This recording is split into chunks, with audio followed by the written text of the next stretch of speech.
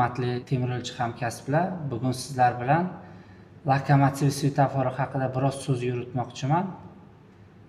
To'g'ri topdingiz.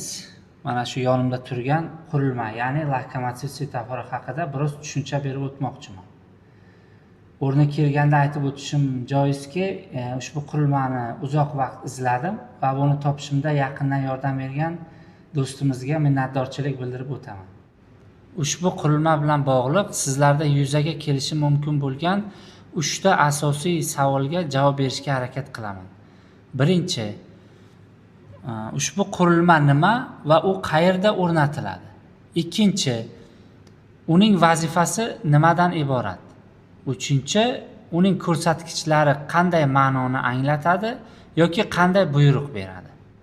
Birinchi savolga qaytsak, sal avval aytganimdek, bu lokomotiv svetofori bo'lib, u lokomotivning kabinasida o'rnatiladi.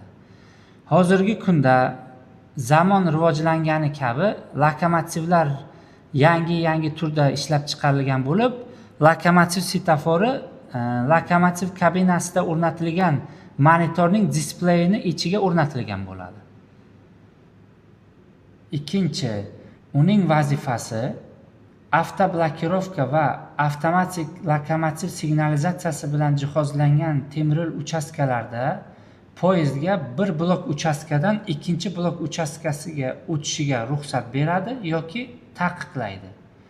Shuningdek, poyezd yaqinlashib kelayotgan yo'l svetoforining ko'rsatmasi qanaqa ekanligi haqida poyezd mashinistini ogohlantiradi. Uchinchi, lokomotiv svetoforining 5 xil ko'rsatmasi mavjud.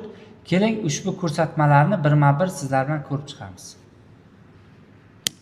Yashil, sariq, qizil, qizil va oq. Keling, ushbu ko'rsatmalar qanday buyruq berishini yoki nimani anglatishini birma-bir ko'rib chiqamiz. Yashil rang, ya'ni poyezd mashinistiga yashil rangi yonib turgan yo'l svetoforiga yaqinlashib kelayotganligi haqida xabar beradi. Sariq rang, poyezd mashinistiga sariq rangi yonib turgan yo'l svetoforiga yaqinlashib kelayotganligi haqida ogohlantirish beradi.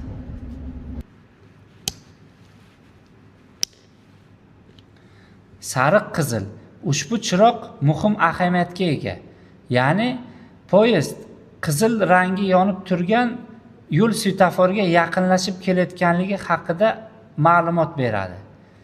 Bunday holatda mashinist poyezdning tezligini kamaytirib to'xtashga tayyorgarlik ko'rishi lozim. Chunki poyezd qizil chiroqqa yaqinlashib kelayotgan bo'ladi.